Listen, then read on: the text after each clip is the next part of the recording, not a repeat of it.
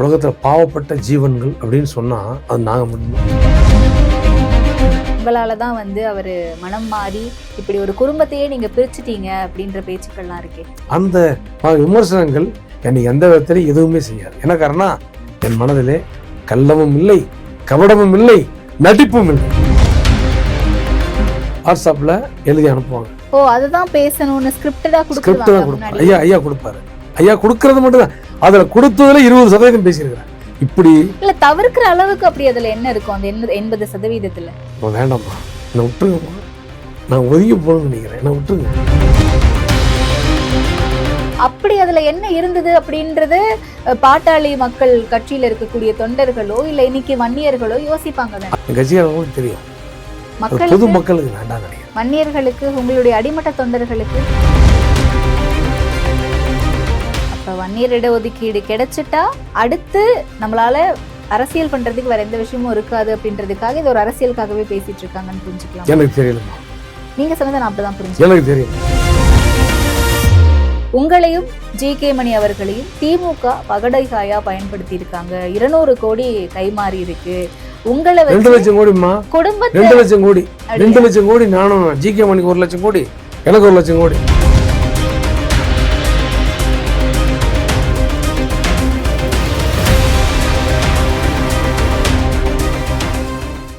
இது என்ன பாயசத்துக்கா? இதுதாமா பாயசத்தோட secret. Sweet and condensed milk from Milky Mist. பார்த்தாலே தெரியுது நல்ல சூப்பர் பாயசம். Sweet and condensed milk from Milky Mist. Aachi Masala. எந்த சமையலும் ருசி தேடும் ரகசியம். 20 ரூபாய். தி டிபேட் நேயர்களுக்கு வணக்கம். இன்றைய சிறப்பு நேர்காணலில் நம்மோடு இணைந்திருப்பவர் பாமக முன்னாள் சட்டமன்ற உறுப்பினர் திருமிகு சேலம் அருள் அவர்கள் தான். வாங்க பேசலாம். வணக்கம் சார். வணக்கம்மா. நல்லா இருக்கீங்களா? நல்லா இருக்கு. எப்படி போய்கிட்டு இருக்கு அரசியல் களம்? முக்கியமா பாமக கட்சி எதை நோக்கி போய்கிட்டு இருக்கு? நீங்க தான் பாப்பேன், நீங்க தான் பாத்துட்டு இருக்கீங்கல்ல. நான் ஒன்றும் புதுசா சொல்றதுக்கு ஒன்றும் இல்லை. பத்திரிகையில தொலைக்காட்சியில வருவதுதான் இன்றைக்கு பாமகவுடைய நிலை. நான் இதுல ஒன்றும் புதுசா நான் என்ன சொல்ல போறேன். பத்திரிகை செய்திகள்ல பலவிதமா நம்ம படிக்கிறோம். நீங்க சமீபத்துல ஒரு பேட்டி கூட கொடுத்திருந்தீங்க.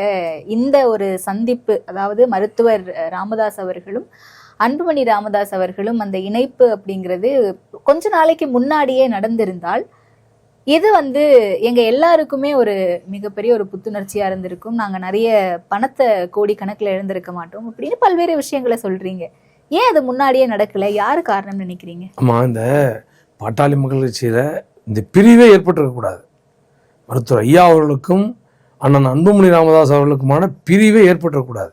பிரிவு மட்டும் ஏற்படாமல் இருந்திருந்தா எங்களுடைய அதாவது வாக்கு, அதாவது இந்த சீட்டு 30 சீட்டு வாங்கிட முடியும். குறைந்தபட்சம் ஒரு 15-20 சீட் நாங்கள் ஜெயிச்சிருப்போம் இந்த தேர்தலில். பாட்டாளி மக்கள் கட்சி தான் நிர்ணயிக்கக்கூடிய சக்தியாக இருந்திருக்கும். இப்போ 2 சீட்டு உங்களுக்கெல்லாம் மந்திரி ஆகிருக்காங்க. இப்போ நாங்கள் ஒரு 15 சீட்டை வந்திருந்தோம்னு வச்சுக்கோங்க, எப்படி வந்திருக்கும்? இப்போ ஒரு பிளவு ஏற்பட்டது. ஏற்பட்ட போது கூட நான் கெஞ்சணும், கதறணும்னா உங்கள் தந்தை தானே, நீங்கள் வாங்க வந்து பேசுங்க அப்படின்னு சொல்லிட்டு எவ்வளவோ தூரம் கெஞ்சணும், கதறணும்.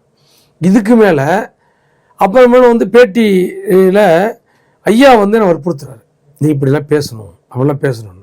அப்படியே தொடர்ந்து அது பெரிய ஒரு சண்டையாக உருவெடுத்து தேர்தலுக்கு முன்னாடி பிரிந்து தேர்தல் முடிஞ்சோடனே சேர்ந்தது என்பது ஒட்டுமொத்தமாக பாட்டாளி மக்கள் கட்சிக்கும் வன்னியர் சமுதாயத்துக்கும் எங்களை மாதிரி இந்த இயக்கத்தை மட்டுமே நம்பியிருந்தவர்களுக்கும் மிகப்பெரிய இழப்பு, ஏமாற்றம்.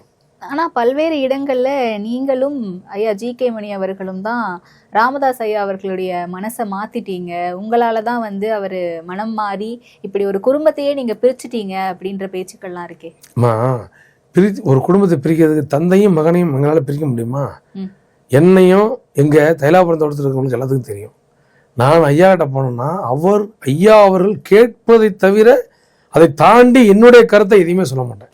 இப்போ இன்னொன்று, நான் ஆரம்ப காலம் தொட்டு அண்ணன் அன்புமணி அவர்கள் கூட தான் நான் பயணம் பண்ணுவேன். முழுக்க என்னோட அரசியல் பயணம் என்பது திரு அன்புமணி அவர்களோடு தான் என்னுடைய அரசியல் பயணம். இதில் ஐயா அவர்களே என் மீது பல முறை கோவப்பட்டிருக்கிறார்கள். நீ அன்புமணி சொல்கிறது மட்டும் தான் கேட்பியா, நான் சொல்கிறத கேட்க மாட்டேன். இந்த மாதிரியான ஒரு காலகட்டத்தில் ஒரு சூழலுக்காக நான் ஐயா கிட்ட போகிறேன். இவரை பற்றி ஐயா இந்த மாதிரி இங்கே பிரிவுன்னு இருக்கக்கூடாது, 2 ஒன்றா சேர்ந்து தான் பண்ணுங்கிற மாதிரி பேச போகும்பொழுது அவர் என்கிட்ட சொல்கிறாரு, என்ன சொல்கிறாரு, இந்த மாதிரி பேசி முடிச்சுட்டு கட்டி பிடிச்சிக்கிட்டு கதறி அழுகுறாரு. நான் 5 எம்எல்ஏ உருவாக்கினேன், எல்லாம் போயிட்டாங்க. ஜிகே மணி மட்டும்தான் எங்கள் விட்டுருக்காரு, நீயும் போறியா அப்படிங்கிற மாதிரி என்னை கட்டி கதறி அழுகுறார். என்னால் அவ்வளோ பெரிய ஒரு தலைவன் அழுகும் பொழுது என்னாலையும் அழுகை தாங்க முடியாது, நானும் அழுதேன். அப்புறமேல ஒரு கட்டத்தில், ஐயா நான் போய் அண்ணன்கிட்ட சொல்லிட்டு வந்தேன், நீ சொல்லினா போ, நீயும் போ, நீ என் முகத்தில் முழிக்காதங்கிற மாதிரி ஒரு உணர்ச்சி பூர்வமாக சொன்ன பின்னாடி என்னால் அந்த நாள் தான் என்னையும் அண்ணன் அன்புமணி பிரித்த நாள். இப்போ இதில் எனக்கும் அவருக்குமான ஏதாவது காழ்ப்புணர்ச்சி, கசப்புணர்ச்சி, ஒரு வருத்தம் இருந்தால் அவரை பற்றி நான் இங்கே போட்டு கொடுக்க முடியும். அது மட்டும் இல்லாமல் ஐயா என்ற ஒரு மூத்த அரசியல் தலைவர் அப்படி தான் இருந்தார். அவர்கிட்ட நாம் போய் ஒன்று சொல்லி, இவங்க தான் சொன்னாங்க குழந்தை ஆகிட்டாரு, குமரன் ஆகிட்டாருன்னு சொன்னாங்க. ஆனால் அவரை பொறுத்தவரை என்றைக்குமே ஒரு பண்பட்ட, இன்றைக்கு வரையில் அவர் ஒரு சுயமாக சிந்திச்சு பண்பட்ட ஒரு தலைவராக தான் நடந்து கொண்டிருக்கிறார். அவர்கிட்ட போய் நான் சொல்லி கொடுத்து நான் பிரிக்கிறேன், இவங்க பிரிஞ்ச பின்னாடி தான் நான் போய் மாட்டிக்கிட்டேன். நான் போய் அந்த குடும்பத்தை பிரிக்கிறதோ அதுக்கு எனக்கு எந்த சம்மந்தமும் இல்லை என்பது பாட்டாளி மக்கள் கட்சி மட்டும் இல்லை, ஒட்டுமொத்த தமிழ் மக்களுக்கும் தெரியும்.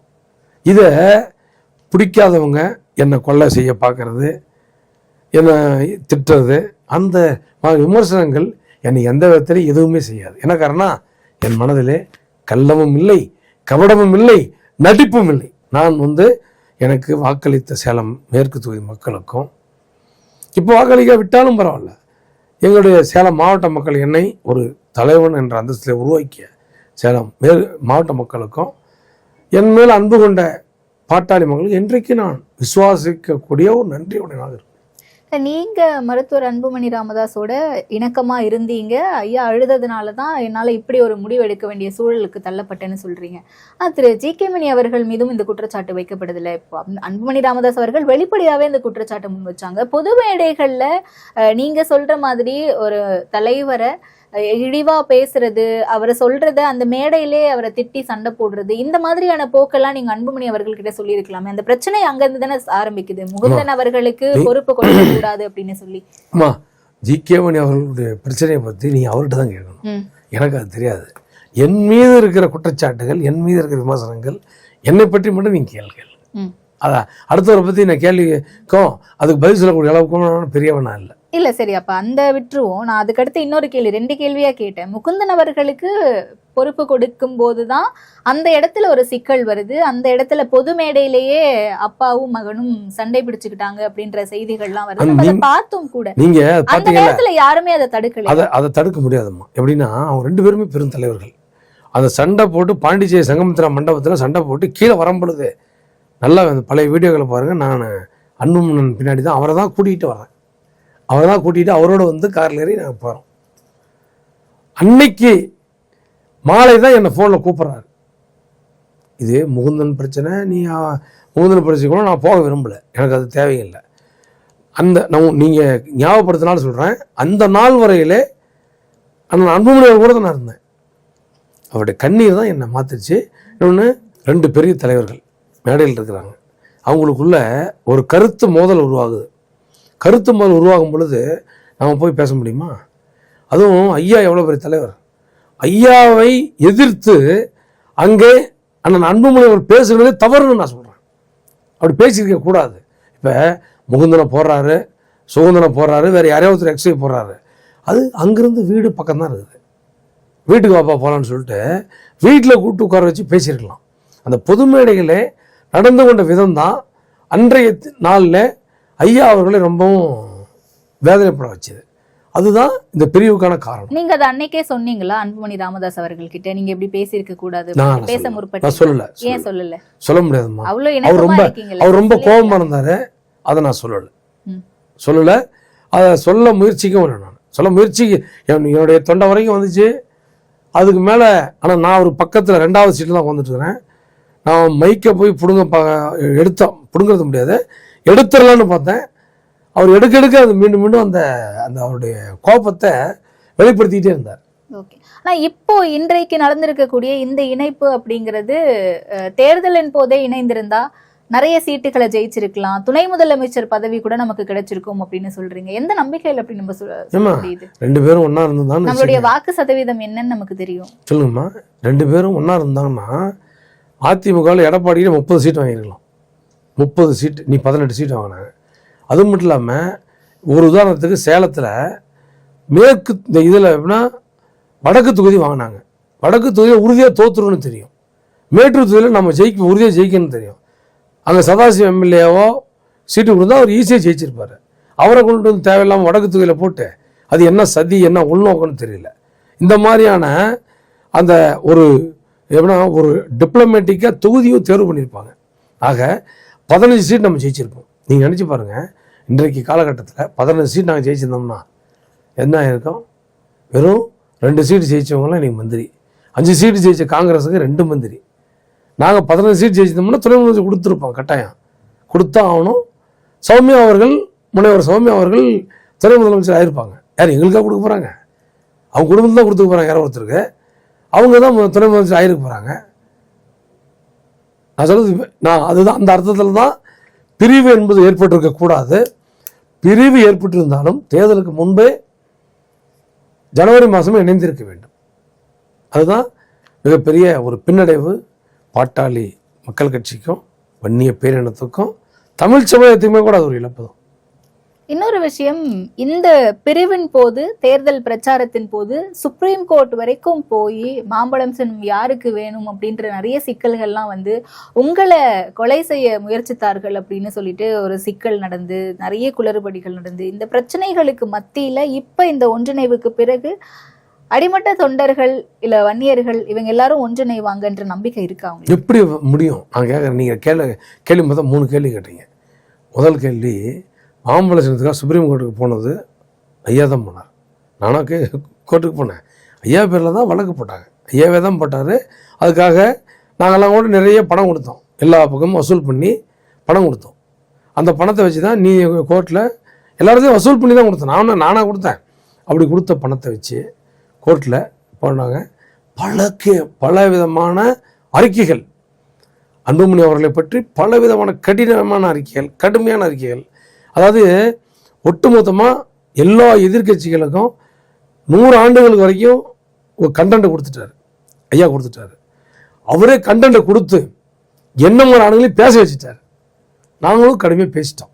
அதாவது ஒரு பத்திரிகையாளர் சந்திப்பு ஒன்று வச்சுங்க, எனக்கு அப்படியே பத்திரிகையாளர் சந்திப்பா நாளைக்கு நீ பத்திரிகையாளர் சந்திக்கணும்னு சொன்னாருனாவே எனக்கு அப்படியே கிடுகிடுக்குன்னு உடம்பான்னு நடுங்கும்.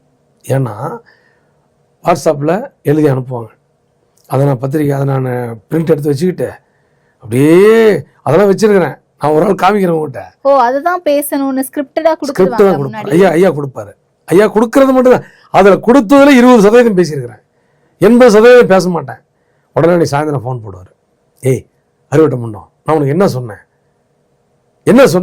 நீ அதை செய்யாம நீ நான் சொன்னதெல்லாம் விட்டு நீ ஐயா மன்னிச்சிங்க, அடுத்த கூட்டத்தெல்லாம் பேசுறீங்க, அடுத்த பத்திரிகை பேசுறீங்க.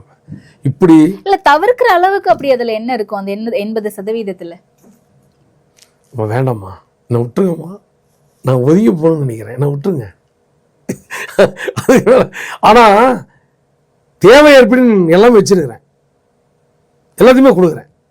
பொது வெளியில பத்திரிகைகளுக்கு முன்னாடி என்னென்ன எனக்கு ஸ்கிரிப்ட் வந்ததுன்னு வெளியே. இல்ல சார், நீங்க பேசணும்னு முடிவு பண்ணிட்டீங்க, உங்களுக்கு இதுதான் பேசணும் அப்படின்னு சொல்லிட்டு ஒரு பேச்சு சுதந்திரம் கூட இல்லாத ஒரு இடத்துல நீங்க அதையுமே தவிர்த்துட்டு இவ்வளவுதான் பேசணும், இவ்வளவு பேசக்கூடாது அப்படிங்கிற ஒரு முடிவு எடுத்திருக்கீங்க அப்படின்னா அப்படி அதுல என்ன இருந்தது அப்படின்றது பாட்டாளி மக்கள் கட்சியில இருக்கக்கூடிய தொண்டர்களோ இல்ல இன்னைக்கு வன்னியர்களோ யோசிப்பாங்க தானே. அந்த பத்திரிகை சந்திப்பு கூட்டத்தில் இருந்தவங்க தமிழ்நாடு முழுக்க எல்லாத்துக்கும் கூட தொடர்புடையவங்க. அது என்ன ஸ்கிரிப்ட் இருக்குன்னு சொல்லிட்டு எல்லாத்துக்கும் தெரியும், என் கட்சியாளர்களுக்கு தெரியும். பொது மக்களுக்கு வேண்டாம்னு நினைக்கிறேன். வன்னியர்களுக்கு, உங்களுடைய அடிமட்ட தொண்டர்களுக்கு அது வேண்டாம்னு நினைக்கிறேன். பாவம், ஐயா மேலேயும் அன்புமணி மேலேயும் உயரிய அன்பும் பாதமும் வைத்திருக்கிறார்கள். இப்போ அது என்ன நிலைமையில் இருக்குன்னு எனக்கு தெரியல. அது இப்போ நான் மீண்டும் நான் எடுத்துகிட்டு போக விரும்பல. சமூக நீதி காக்கப்படணும் அப்படின்னு பேசுறோம்.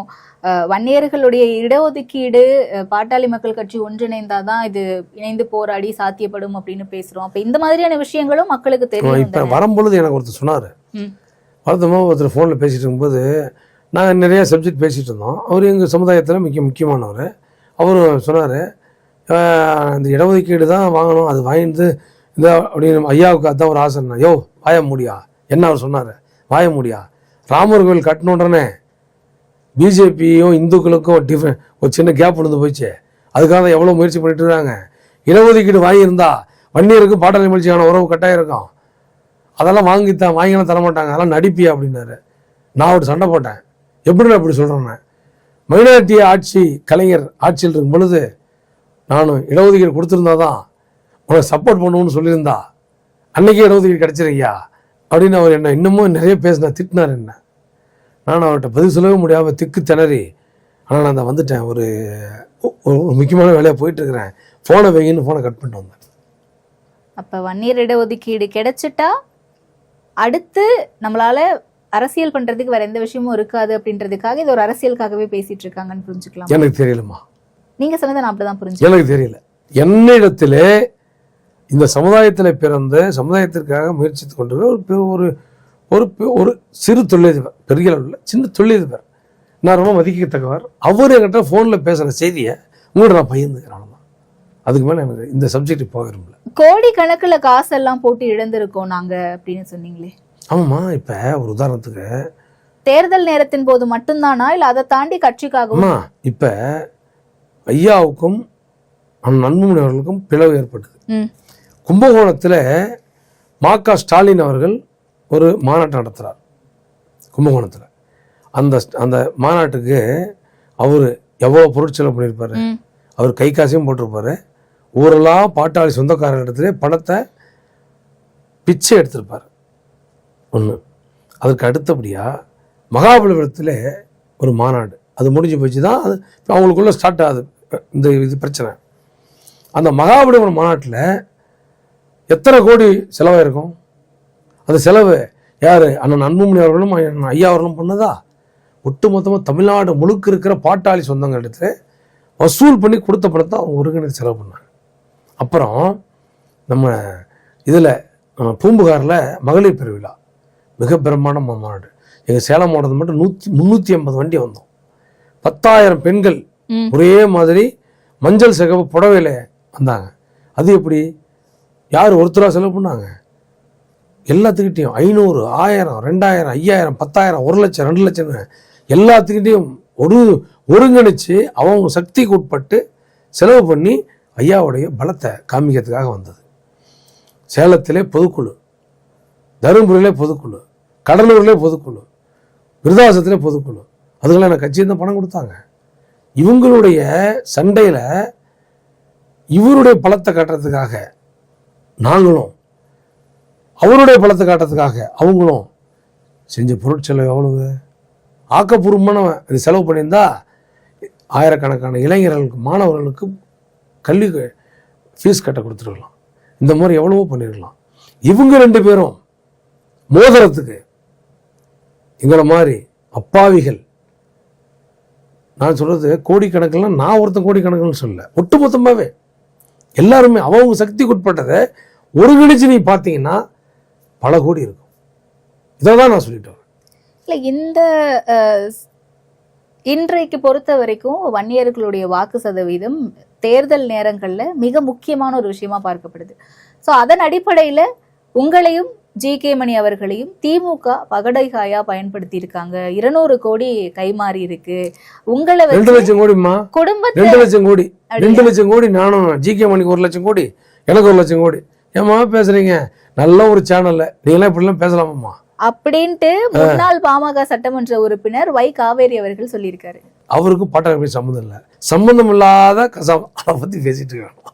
எனக்கு வேணா வேற யாராச்சும், நீங்க இப்ப அன்புமணி ஏதாவது என் மேல குற்றச்சாட்டு சொன்னாருன்னா அதை சொல்லுங்கண்ணா, அதுக்கு பதில் சொல்றேன். கட்சியில இருந்து சிலர் உங்க கூட பேசுனாங்க, மீட்டிங் நடத்துனீங்க, என்ன முடிவெடுத்திருக்கீங்க அந்த மீட்டிங்ல? தொடர்ந்து பாட்டாளி மக்கள் கட்சி, அதாவது ஐயா அவர்களாலே நியமிக்கப்பட்டிருக்கிற பொறுப்பாளர்கள் தொடர்ந்து என்னை சந்தித்து கொண்டிருக்கிறார்கள், பேசி கொண்டிருக்கிறார்கள். நான் என்ன சொல்றேன், நான் எனக்குன்னு எந்த சுய சிந்தனையும் இல்லைப்பா. எனக்கு நான் என்னன்னு ஃபீல் பண்றேன், அரசியல் வேணுமா வேண்டாமான்னு யோசிச்சுக்கிறேன். போதும், 53 வயசு ஆகிப்போச்சு. இதுக்கு மேலேயும் போய் நம்ம அரசியலில் போய் என்னத்தை எம்எல்ஏ ஆகிட்டோம். இந்த பாட்டாளி மக்கள் கட்சியில் வாழ்க்கையை இழந்தவர்கள் பல பேர். அவங்கெல்லாம் வேறு திமுக அதிமுக மாதிரி கட்சியில் இருந்திருந்தா அவங்க மிகப்பெரிய மந்திரி அளவு கூட ஆகியிருப்பாங்க. அவ்வளோ தூரம் ஆற்றல் படைத்தவர்கள் இந்த கட்சியில் ஒன்றிய கவுன்சிலாக கூட ஆக முடியாத, ஊராட்சி மன்ற தலைவராக கூட ஆக முடியாத பல பேர் வாழ்க்கையை இழந்துட்டாங்க. ஏன் அது தெரியல. பொறுப்பு இருந்தாலும் கூட கொடுக்கப்படுதா? அது எதுவோ அது உங்கள் விருப்பத்துக்கு விட்டுறேன்.